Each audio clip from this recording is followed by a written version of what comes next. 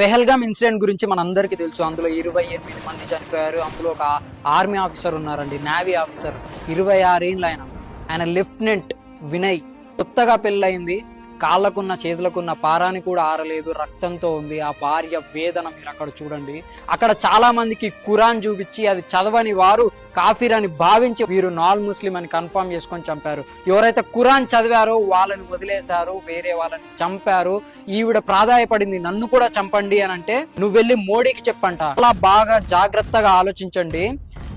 After president rule మనకి చాలా అన్ని బ్యాలెన్స్ అయిపోయాయి. తర్వాత స్టేట్ గవర్నమెంట్ వచ్చింది. అప్పుడు సెంట్రల్ నుంచి స్టేట్ కి కొన్ని పవర్స్ ట్రాన్స్ఫర్ అయ్యాయి. సెంట్రల్ నుంచి స్టేట్ కి పవర్ ట్రాన్స్ఫర్ అయినప్పుడు ఖచ్చితంగా వాళ్ళకి కొన్ని పవర్స్ ఉంటాయి. నేను చాలా బలంగా చెప్పగలుగుతానండి, లోకల్ సపోర్ట్ లేనిది మాత్రం ఇది జరిగే ఉండదు. ఖచ్చితంగా లోకల్ సపోర్ట్ ఉండే ఉంటుంది.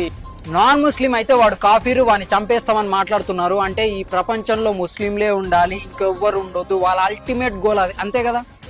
మతం లింక్ లేదని ఎలా అంటారండి? ఏంటి హిందూ అయితే చంపేస్తారా? హిందూ అయితే చంపేస్తారా?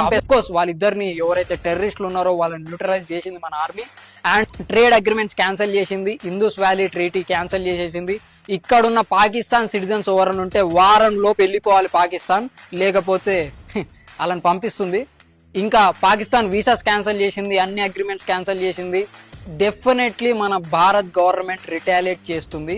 అండ్ అందరూ ఒక విషయం గుర్తుపెట్టుకోండి, ఇక్కడ చాలా జాగ్రత్తగా గుర్తుపెట్టుకోండి. ముస్లింలందరూ టెర్రరిస్టులు కాదు, కానీ టెర్రరిస్టులందరూ ముస్లింలే. ఐ రిపీట్, ముస్లింలందరూ టెర్రరిస్టులు కాదు, కానీ టెర్రరిస్టులందరూ ముస్లింలే.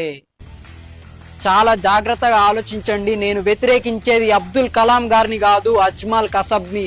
నేను వ్యతిరేకించేది కేకే మొహమ్మద్ గారిని కాదు, యాసిన్ బత్కల్ని, యాసిన్ మాలిక్ ని.